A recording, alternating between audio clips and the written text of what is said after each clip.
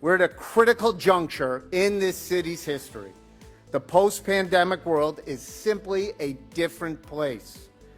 How we work and raise our families is changing.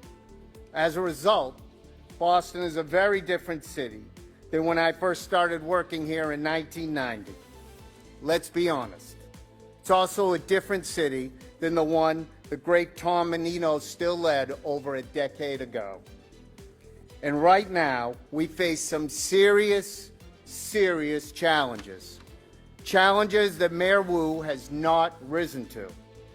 In fact, when it comes to the mayor's big campaign promises to make the MBTA free for Boston residents, to put in place a rent control program, and to launch a Green New Deal for Boston schools, she's 0 for 3. On the number one challenge facing our residents, access to housing that regular people can afford, production under Mayor Wu has ground to a dead halt. In fact, among similar-sized cities across the nation, we've fallen to the very bottom when it comes to new housing production.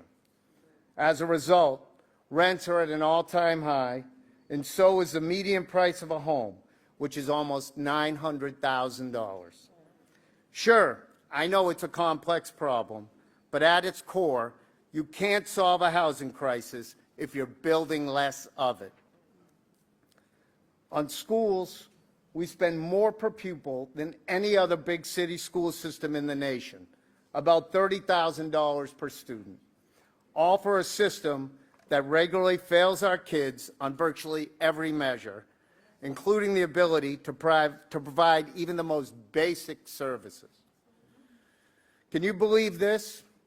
Our city spends $171 million every year to provide bus transportation for about 20,000 students, $8,500 per student for buses that can't even make the opening bell. How can a family trust the system to educate